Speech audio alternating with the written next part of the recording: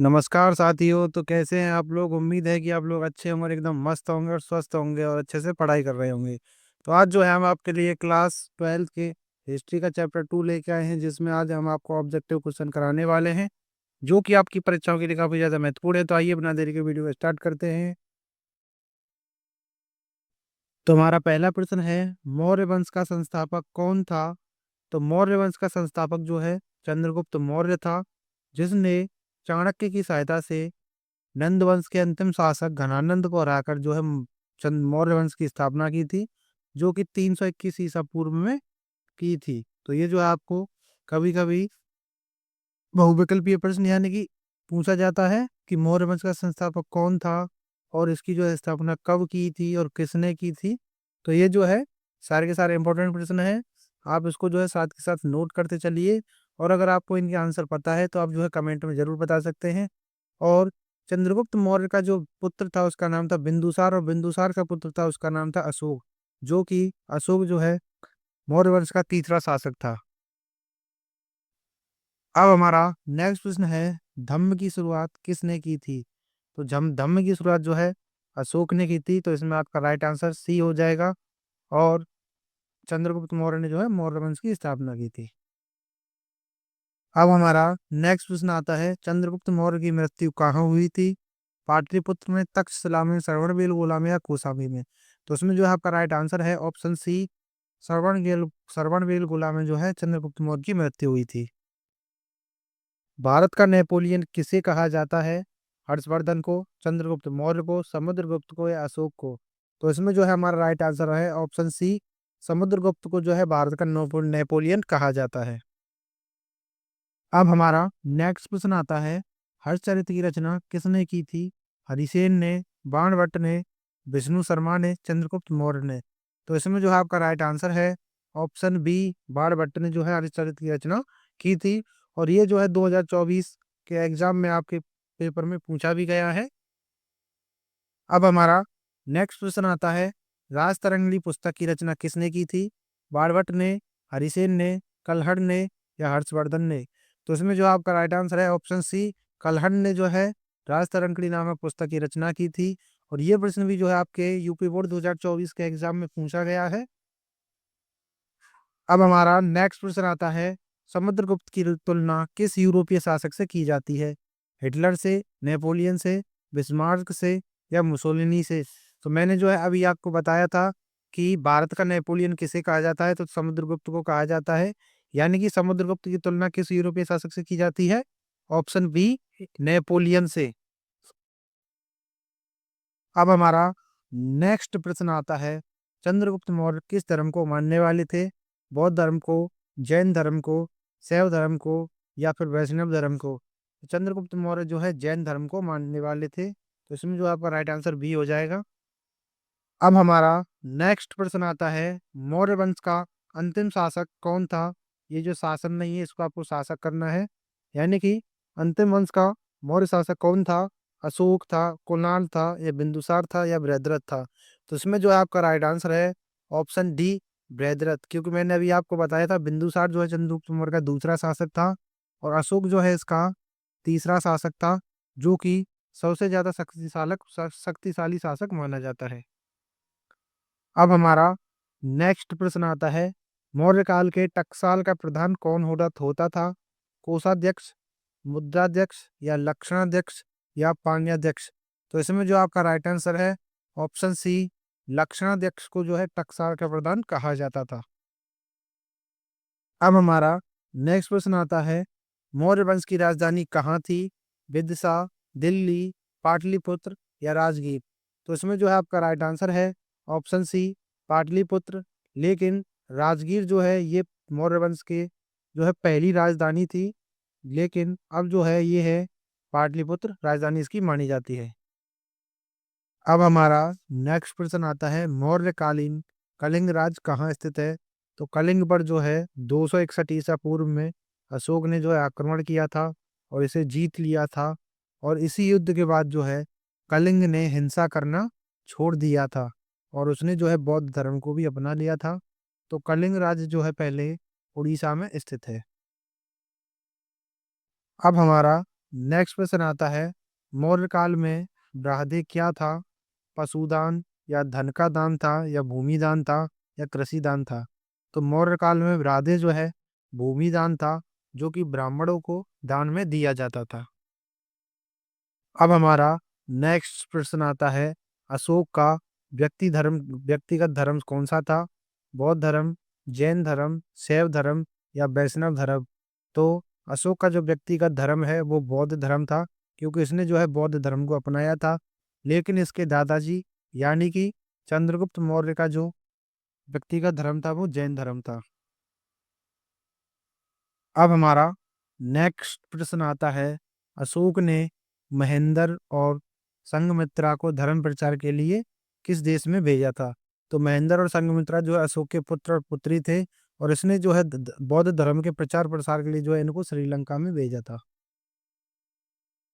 अब हमारा प्रश्न आता है, अशोक किस वंश का शासक था? नंद वंश का, मौर्य वंश का, गुप्त वंश का या चोल वंश का? तो अशोक जो है मौर्य वंश का शासक है।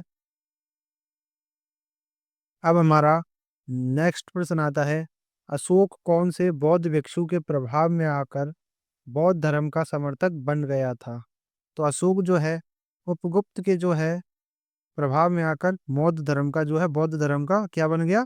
समर्थक बन गया, और उसने जो है बौद्ध धर्म को अपना लिया।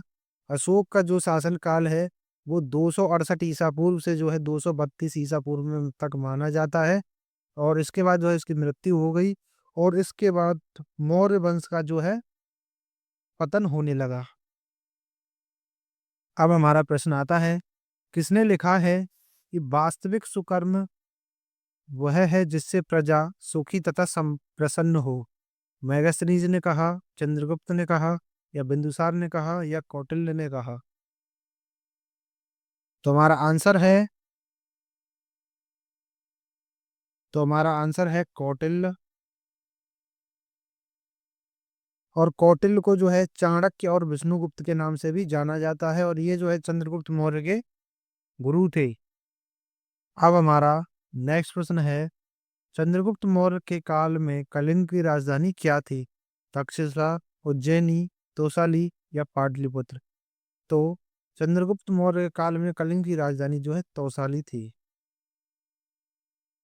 अब हमारा प्रश्न आता है, इंडिका पुस्तक की रचना किसने की थी? चाणक्य ने, मेगास्थनीज ने, हर्षवर्धन ने या कालिदास ने?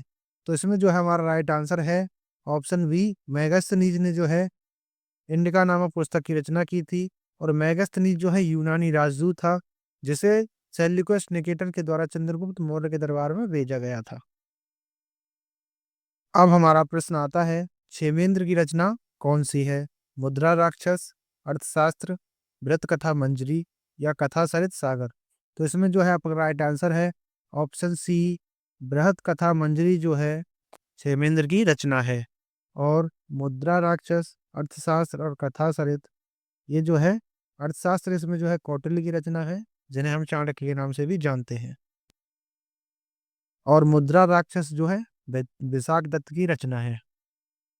अब हमारा प्रश्न आता है, किस गुप्त शासक को लिच्छवी दोहित्र कहा जाता है? समुद्रगुप्त को, चंद्रगुप्त को या कुमारगुप्त को या स्कंदगुप्त को? तो इसमें जो है आपका राइट आंसर है ऑप्शन ए, समुद्रगुप्त को जो है लिच्छवी दोहित्र भी कहा जाता है। अब हमारा नेक्स्ट प्रश्न आता है, आर्यभट्ट कहाँ का निवासी था? तो आर्यभट्ट जो है आपका पटना का निवासी था, और आर्यभट्ट ने जो है शून्य की भी खोज की थी। अब हमारा प्रश्न आता है, फूट डालकर विजय प्राप्त करने का सर्वप्रथम किस राजा ने किया था? यानी कि फूट डालकर विजय प्राप्त करने का कार्य जो है सर्वप्रथम किस राजा ने किया था? अजातशत्रु ने, अशोक ने, पुष्यमित्र शुंग ने या समुद्रगुप्त ने? तो इसमें जो है आपका राइट आंसर है ऑप्शन ए, अजातशत्रु ने जो है फूट डालकर विजय प्राप्त करने का कार्य सर्वप्रथम किया था। और उसके बाद जो है अंग्रेजों ने जो है फूट डालो राज करो की नीति जो है भारत में अपनाई थी। अब हमारा प्रश्न आता है, भारत का प्राचीनतम ज्ञात अभिलेख कौन सा है? सारनाथ अभिलेख, गिरनार अभिलेख या भोगजा कोई अभिलेख या फिर मथुरा अभिलेख। तो इसमें जो आपका राइट आंसर है ऑप्शन सी, भोजगा कोई अभिलेख को जो है भारत का प्राचीनतम ज्ञात अभिलेख माना जाता है। अब हमारा प्रश्न आता है, मेगास्थनीज किस यूनानी शासक के राजदूत के रूप में चंद्रगुप्त मौर्य के दरबार में आया था? तो मैंने जो है अभी इसका आपको बताया था, सिकंदर या हिटलर या सेल्यूकस या डेमीट्रियस। तो इसमें जो है आपका राइट आंसर है ऑप्शन सी, सेल्यूकस निकेटर के यहाँ से जो है मेगास्थनीज को जो है दूत बनाकर भेजा गया था चंद्रगुप्त मौर्य के दरबार में। अब हमारा नेक्स्ट प्रश्न आता है, कलिंग युद्ध का वर्णन किस अभिलेख में किया गया है? 10वें शिलालेख में, 11वें शिलालेख में, 12वें शिलालेख में या 13वें शिलालेख में? तो इसमें जो है आपका राइट आंसर है ऑप्शन डी, 13वें शिलालेख में जो है कलिंग युद्ध का वर्णन किया गया है। अब हमारा प्रश्न आता है, चीनी यात्री फायान किसके शासनकाल में भारत आया था? चंद्रगुप्त मौर्य के में, चंद्रगुप्त द्वितीय के में, अशोक के में या कनिष्क के में? तो उसमें जो है आपका राइट आंसर है ऑप्शन बी, चंद्रगुप्त द्वितीय के शासनकाल में जो है चीनी यात्री फायान भारत आया था। अब हमारा नेक्स्ट प्रश्न आता है, मेगास्थनीज किस भारतीय शासक के दरबार में आया था? तो इसको जो है आपको शासन नहीं बल्कि शासक करना है। अशोक के में आया था, बिंदुसार के में आया था या चंद्रगुप्त मौर्य के में आया था या फिर स्कंदगुप्त के में? तो ये जो है मैंने अभी आपको बता दिया था कि चंद्रगुप्त मौर्य के जो है शासनकाल में मेगास्थनीज भारत आया था, जो कि एक यूनानी राजदूत था और उसको जो है सेल्यूकस निकेटर के द्वारा भारत में भेजा गया था। अब हमारा प्रश्न आता है, किस अभिलेख में सती प्रथा का उल्लेख मिलता है? प्रयाग अभिलेख में, एरड़ अभिलेख में या मेहरौली अभिलेख में या फिर मथुरा अभिलेख में? तो इसमें जो है आपका राइट आंसर है ऑप्शन बी, एरड़ अभिलेख में जो है सती प्रथा का उल्लेख मिलता है। और 13वें शिलालेख में जो है कलिंग युद्ध का मिलता है। अब हमारा नेक्स्ट प्रश्न आता है, गुप्त वंश की स्थापना कब हुई थी? इसमें जो है आपका राइट आंसर है ऑप्शन बी, 320 ईस्वी में जो है गुप्त वंश की स्थापना हुई थी। कि गुप्त वंश की स्थापना किसने की थी? चंद्रगुप्त प्रथम ने, श्रीगुप्त ने, चंद्रगुप्त मौर्य ने या अशोक ने? तो इसमें जो है आपका राइट आंसर है ऑप्शन बी, श्रीगुप्त ने जो है गुप्त वंश की स्थापना की थी, जो कि 320 ईस्वी में की थी। अब हमारा नेक्स्ट प्रश्न आता है, पंचतंत्र की रचना किसने की थी? आर्यभट्ट ने, कालिदास ने या विष्णु शर्मा ने या मेगास्थनीज ने? तो पंचतंत्र की रचना जो है विष्णु शर्मा जी ने की थी। अब हमारा नेक्स्ट प्रश्न आता है, मौर्य वंश का शासनकाल कब से कब तक माना जाता है? तो मौर्य वंश का शासनकाल जो है आपका 322 ईसा पूर्व से जो है 185 ईसा पूर्व तक माना जाता है। तो इसमें जो है आपका राइट आंसर है ऑप्शन सी, 322 ईसा पूर्व से 185 ईसा पूर्व तक। अब हमारा नेक्स्ट प्रश्न आता है, अशोक का शासनकाल कब से कब तक माना जाता है?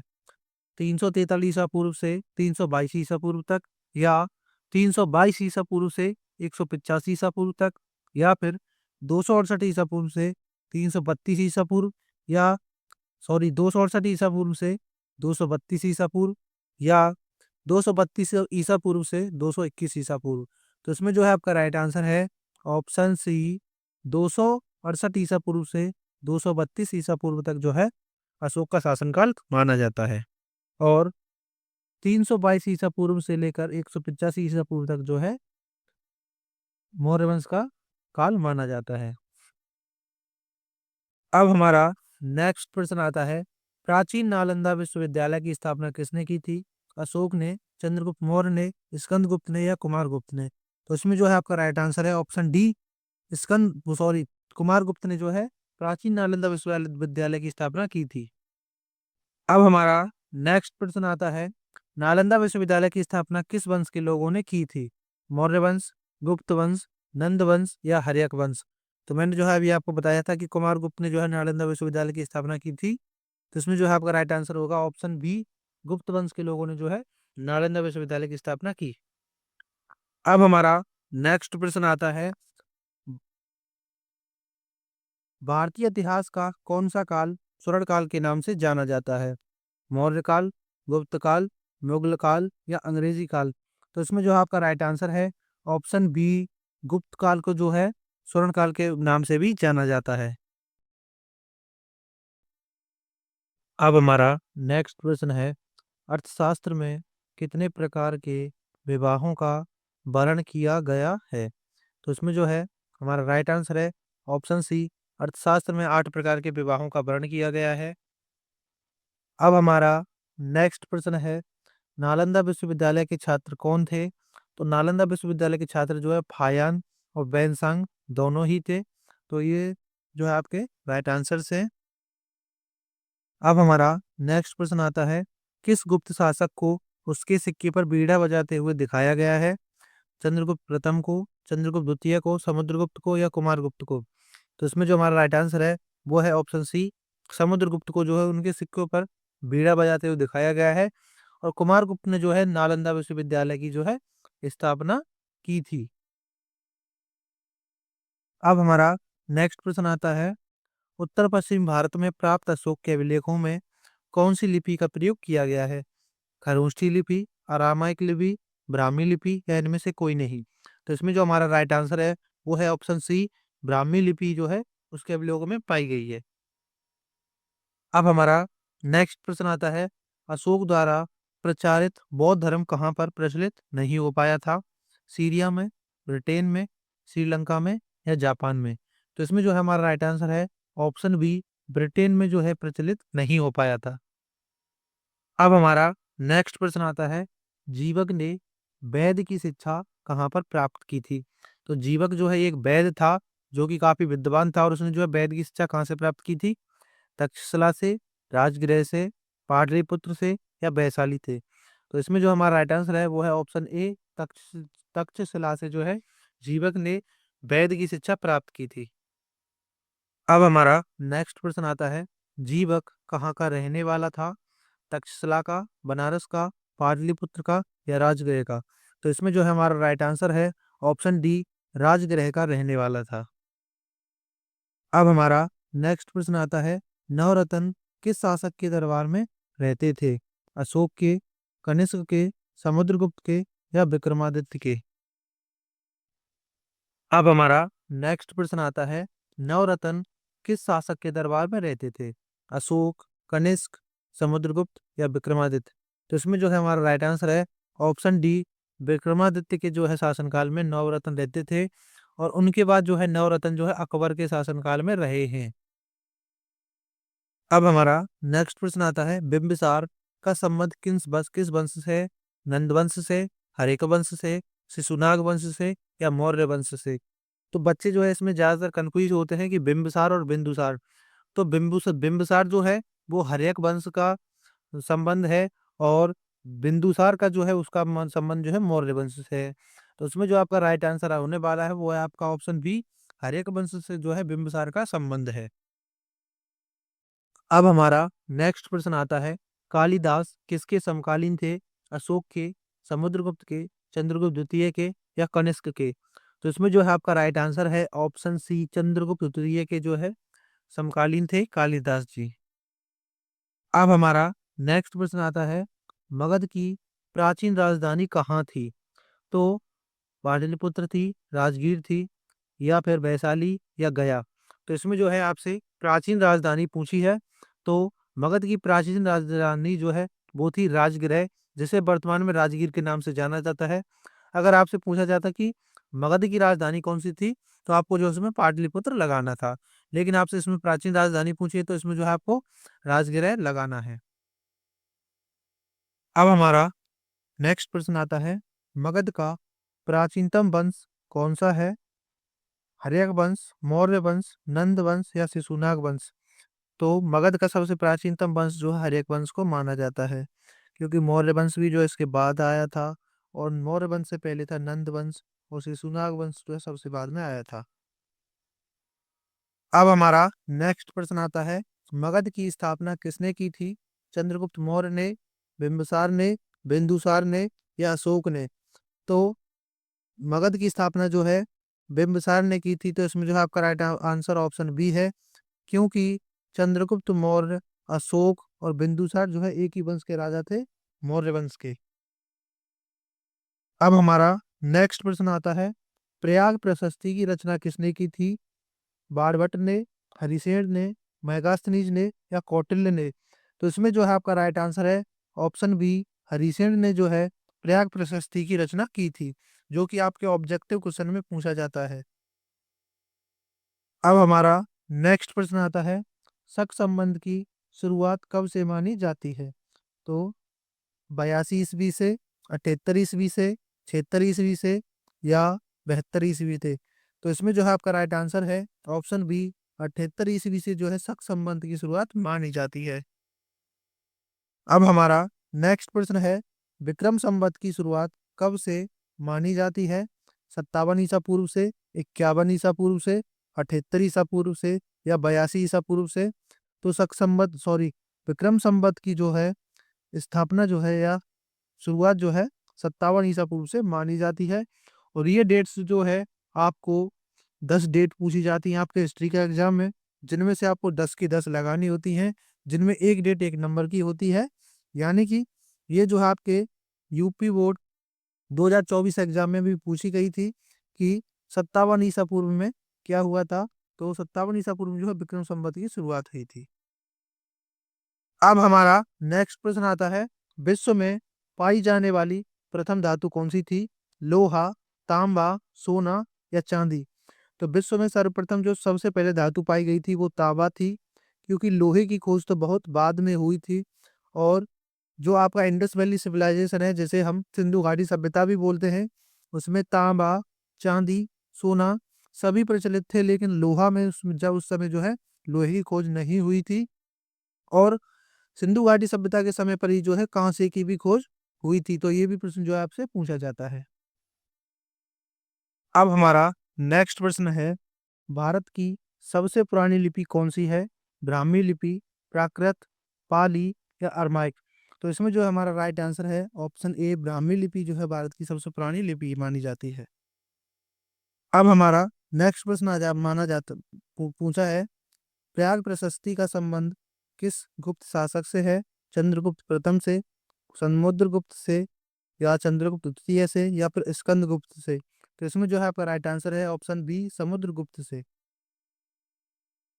अब हमारा नेक्स्ट प्रश्न आता है, मुद्रा राक्षस किसकी रचना थी?